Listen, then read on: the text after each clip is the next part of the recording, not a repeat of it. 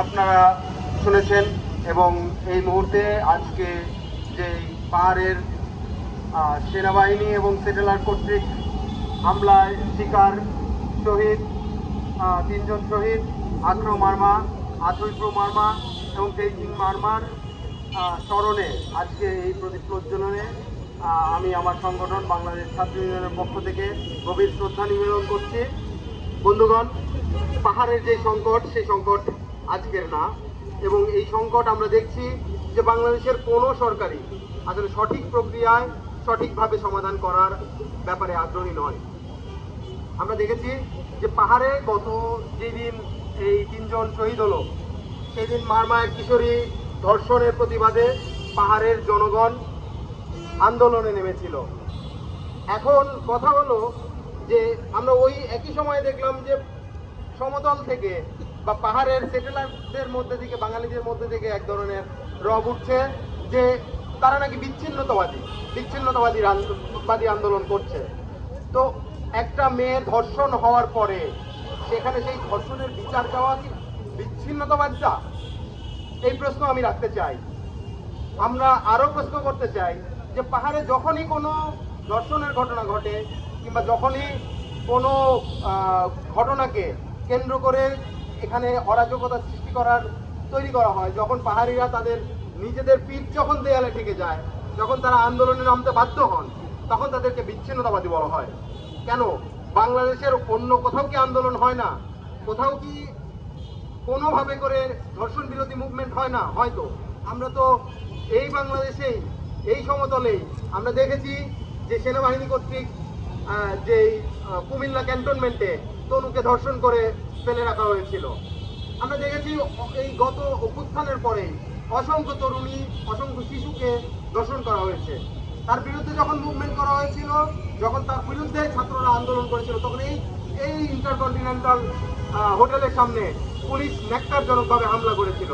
আবার নাটকও তারা একটা তৈরি করেছিল যে পুলিশকেই নাকি আন্দোলনকারীরা হামলা করে পুলিশকে হতাহত করে ফেলেছে। পুলিশ সেদিন মানে নাটকের এক চূড়ান্ত দৃষ্টান্ত স্থাপন করেছে। আমরা বলতে চাই যে যে কোনো ঘটনা যদি সেটা মানবাধিকারের বিরুদ্ধে যায়, সেখানে আন্দোলন করাটাই ন্যায্য। যে সেই আন্দোলনকে যারা বিচ্ছিন্নতাবাদী বলতে চায় তারাই আসলে প্রকৃতপক্ষে বিচ্ছিন্নতাবাদী। বন্ধুগণ, এই যে মারমা কিশোরী ধর্ষণের ঘটনা, কিংবা আমরা যদি দেখি বিগত স্বাধীনতা পরবর্তী সময়ের বিভিন্ন সরকারের সময়ের ঘটনা, দেখি যে পাহাড়ে নিয়মিতভাবে সেনা কর্তৃক বা সেনা মদদে বিভিন্ন সেটেলার বাঙালি কর্তৃক পাহাড়ি নারীদেরকে ধর্ষণ করা হয়, কিংবা যেখানেই সুযোগ পাওয়া যায় এই ধরনের সুযোগ পায় এই ধরনের ঘটনার পুনরাবৃত্তি ঘটে। কিন্তু আমরা দেখি সেই সকল ঘটনার কোনো ঘটনারই সুষ্ঠু বিচার এই রাষ্ট্র করতে পারে না, এই রাষ্ট্রের বিচার ব্যবস্থা করতে পারে না। তো তখন আন্দোলন করা ছাড়া আর কোনো উপায় কি থাকে? আপনি আমার বোনকে ধর্ষণ করবেন, আপনি আমার মাকে ধর্ষণ করবেন, আমি কি আন্দোলন করব না? এই আন্দোলন করা কি অন্যায্য?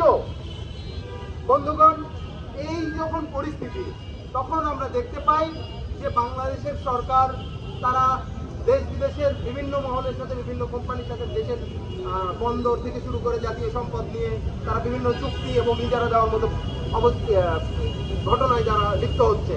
অথচ দেশের আইন শৃঙ্খলা পরিস্থিতি ক্রমাবনতি ঘটছে। প্রতিনিয়ত আমরা দেখছি যে দেশের, সেটা সমতলে হোক পাহাড়ে হোক, অরাজকতা পরিস্থিতি বেড়েই চলেছে। এমনকি ঢাকা শহরে পর্যন্ত দিনে দুপুরে ছিনতাইয়ের মতো ঘটনা ঘটছে, এবং চাপাতি, চুরি, চাকু নিয়ে বিভিন্ন গ্যাং তারা ডাকাতি করে বেড়াচ্ছে। কিন্তু এই সকল ঘটনায় আমরা দেখি না সরকারের কোনো ভ্রুক্ষেপ, এই সকল ঘটনায় সরকারের কোনো সঠিক বিচারের কোনো প্রক্রিয়ায় আমরা দেখতে পাই না।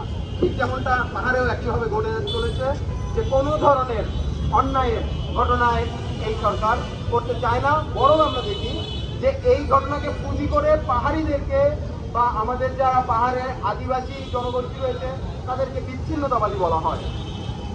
যদি বিচ্ছিন্নতাবাদী হয়, এই যেদিন আমাদের এই দিন মারমা কিশোর শহীদ হলেন, সেই দিন বেশ কয়েকটি পাহাড়ি জনগোষ্ঠীর দোকানপাট এবং ঘরবাড়ি পুড়িয়ে দেওয়া হয়েছে। এখন আমাদের প্রশ্ন, সেদিন কি কোনো বাঙালি দোকানদার বা বাঙালি ঘরবাড়ি পুড়িয়ে দেওয়া হয়েছিল? হয়নি কিন্তু বন্ধুগণ। আপনারা দেখেন সেদিন শহীদ হয়েছিল কারা? কোনো বাঙালি সেটেলার কিংবা কোনো সেনা সদস্য শহীদ হয়েছিল? শহীদ কিন্তু হয়নি। শহীদ হয়েছে 3 জন মারমারি তরুণ। এই যে শহীদের ঘটনা, এই ঘটনা কি প্রমাণ করে? যে কোনোভাবে করে হোক সেনাবাহিনী এবং সেনাবাহিনীর মতো সুস্থ সন্ত্রাসীরা এই 3 তরুণকে খুন করেছে। এটাই কি যথেষ্ট নয় যে বাংলাদেশের সেনাবাহিনী একেবারে অন্যায়ভাবে, অন্যায্যভাবে পাহাড়িদেরকে দমন পীড়ন করছে, তাদের ন্যায্য আন্দোলনকে দমন করার জন্য তাদেরকে খুন পর্যন্ত করছে, আগ্নেয়াস্ত্র পর্যন্ত ব্যবহার করছে। আমরা এই সকল ঘটনার তীব্র নিন্দা জানাই এবং সেনাবাহিনীর যে একপাক্ষিক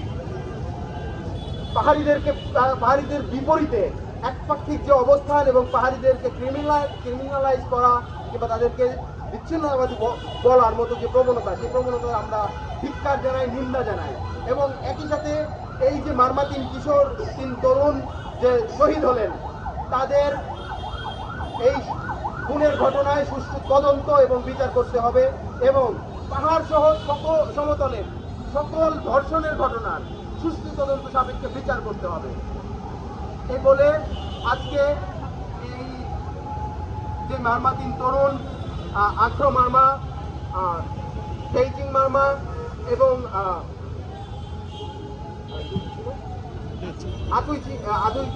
আতুইপ্রো মারমা, এই 3 মারমার প্রতি বাংলাদেশ ছাত্র ইউনিয়নের পক্ষ থেকে গভীর শ্রদ্ধা নিবেদন করে আমার বক্তব্য শেষ করছি।